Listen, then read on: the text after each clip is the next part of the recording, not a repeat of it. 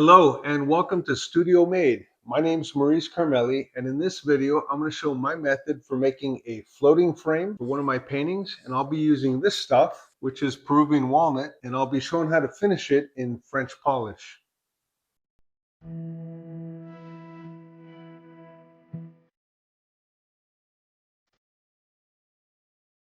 I purchased my Peruvian walnut from a local lumber yard that has the wood on the floor already jointed on one edge straight and true and one face plain nice and flat. And for a small fee, I had them put it through a machine that they have, which is a planer and sander, and it comes out quite nice. Saves me the trouble of having to joint it and surface plane it. You should check to see if your local lumberyard has that capability. It'll save you a lot of time, and their machines are a lot larger than what I could afford, so it actually comes out nicer.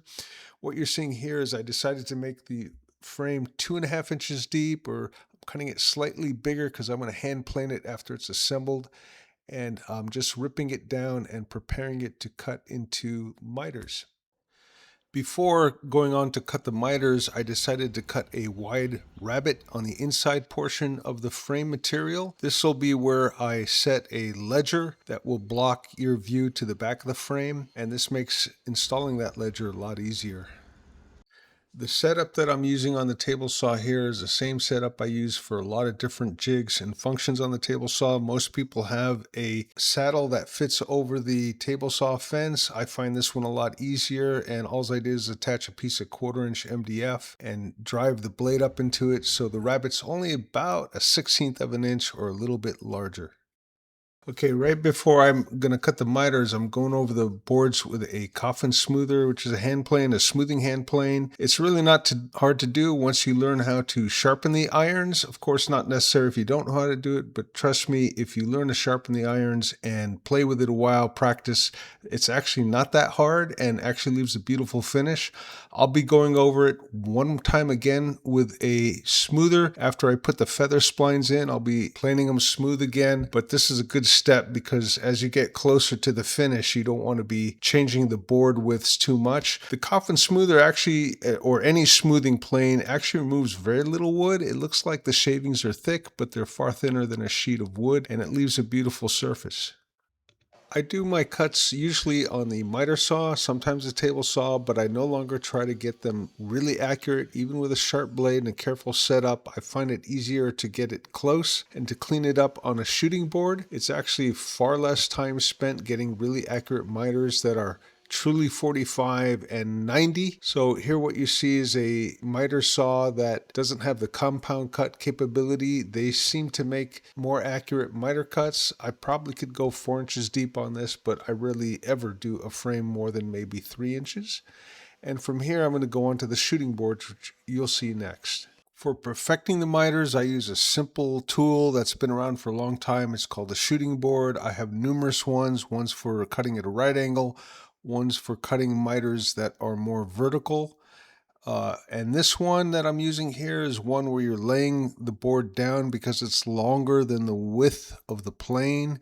The plane blade's like around 2 inches long, so this is around 2.5 inches, so you have to lay it down. Really simple, easy to make, and I have free plans on my website, on my blog. If you want to make these, they're really easy, and here I'm going to show here shortly how easy it is. Just a few passes perfects the miter, and you're able actually to cut the different lengths that even on each side, slightly oversized, and plane it to within probably a 1/64 of an inch or less.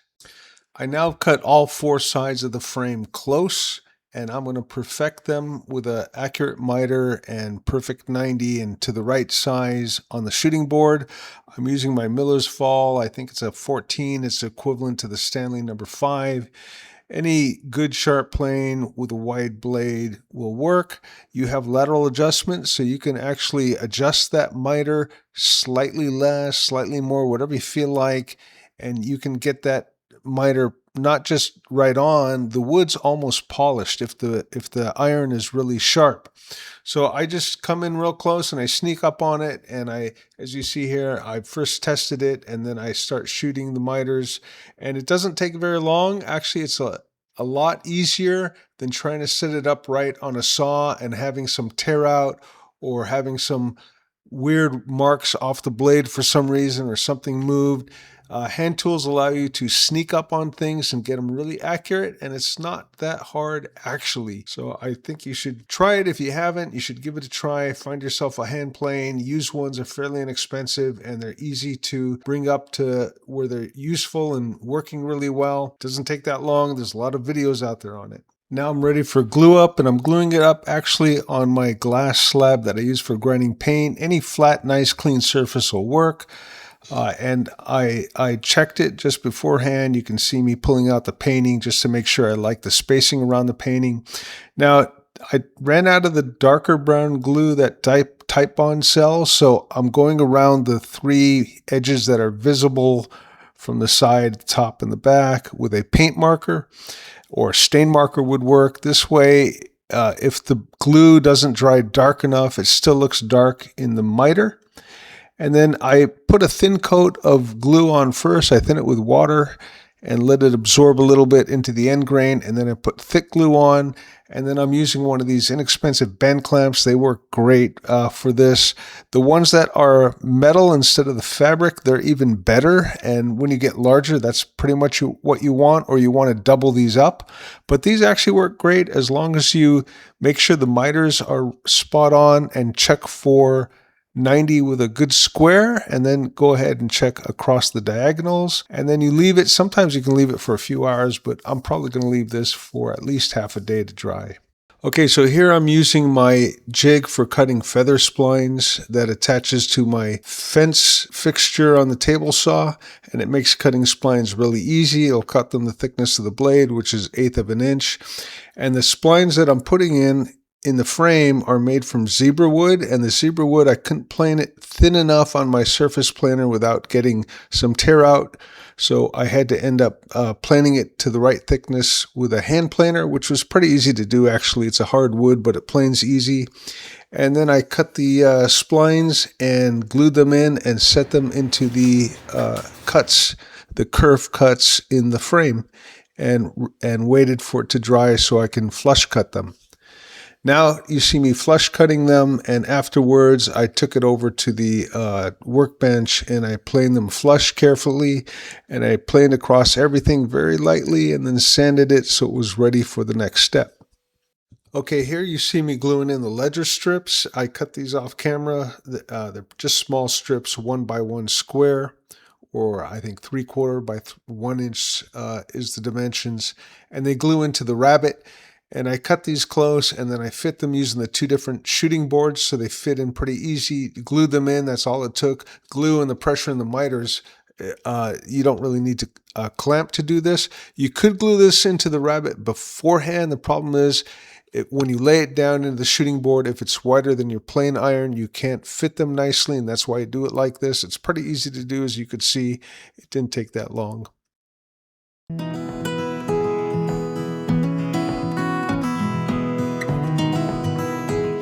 Okay, what you see me here doing is wiping down the surface with an alkyd. I sanded it off camera with some fine paper, and I didn't think I needed to film that.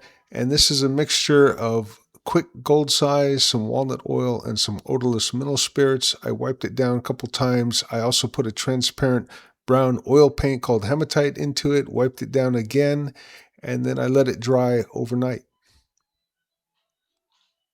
French polish was probably invented in the late 18th century, early 19th century. Apparently, the Europeans loved the lacquerware coming from China and then Japan, but because of shipwrecks and wars, they couldn't get it and didn't know what it was. The lac tree doesn't exist in the European continent. It's something unique to Asia. So people were experimenting, and eventually they discovered something that's been around for a while, but wasn't in use in Europe, and that was lac. We call it shellac, but shellac starts off as an insect that feeds on a tree, and then it makes a cocoon and it secretes something out of its body, which includes the sap from the tree that makes the cocoon.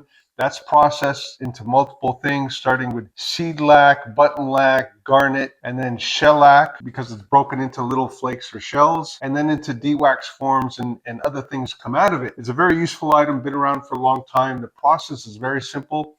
For some reason, it seemed to go out of sight now, but it's been around. A lot of people still do it. I've been doing it since I was very young. It's often referred to as the king of finishes. Now, it's not a finish like conversion varnish, which is something I used when I did commercial work. I would use conversion varnish, but I've returned to using shellac actually for a number of years now because it's so simple to apply once you learn it. It lasts and lasts and lasts, and it's very easy to do. I do it in my studio often. I don't use straight shellac. I'm going to be doing a complete video on everything about French polish, a very comprehensive video that I'm working on now.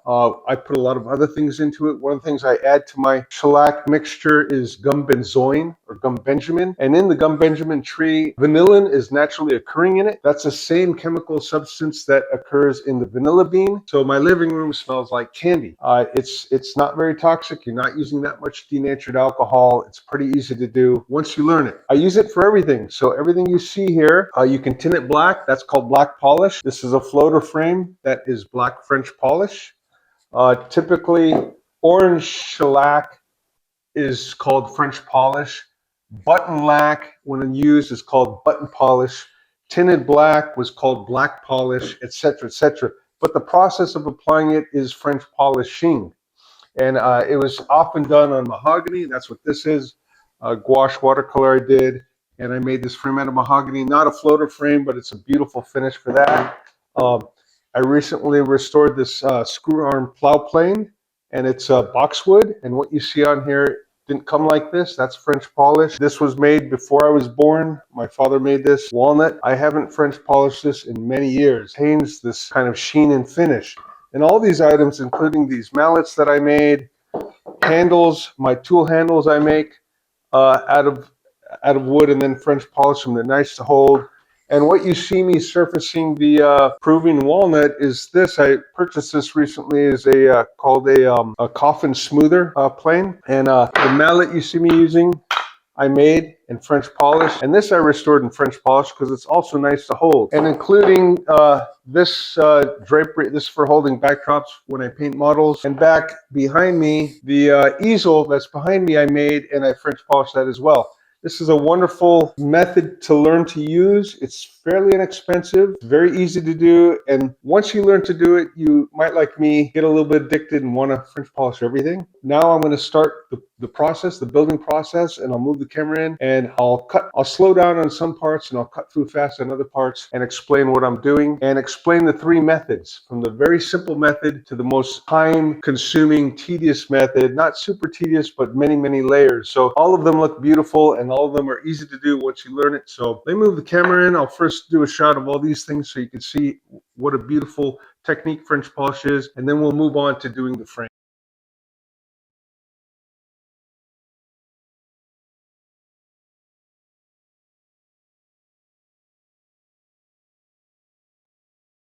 What you see me doing here is the very first step after the oil or alkyd has dried is to build up the shellac with a brush, not with a pad, which is traditional. Luthiers often do it with a brush as well.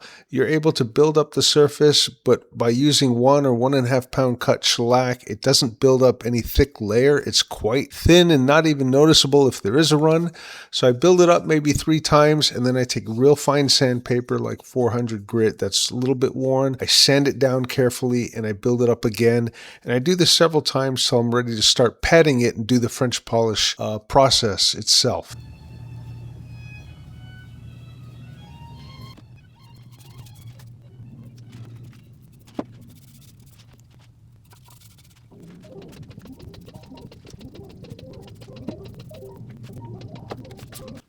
So now I'm applying the French polish, and the French polish process is one operation in which you apply the shellac, you spread it, and you polish it all in one operation. And that's the beauty of this system. Normally this is how you'd start something, but like I said earlier, I prefer to build with a brush. So what I'm doing here is polishing it, and slowly I add a little bit more alcohol into the pad. The pad already has some French polish in it, and as you slowly thin the French polish on the pad, eventually you're just using alcohol and you're pressing harder and harder and harder, and at one point you have to add some mineral oil to prevent it from burning.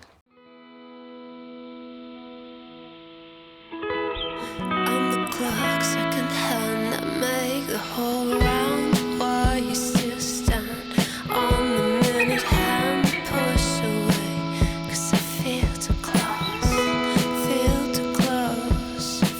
filter close. Used to put love on scale, hope for the other side to fail. When the night was enough to talk away the haze of the day. On another day, unconditionally enter the room of your eyes. Yeah, I don't wanna be the one that you wanted. I don't wanna be us. Yeah, I don't wanna be the one that you wanted. I don't wanna be the one, just the one. Yeah, I don't wanna be the one that you wanted.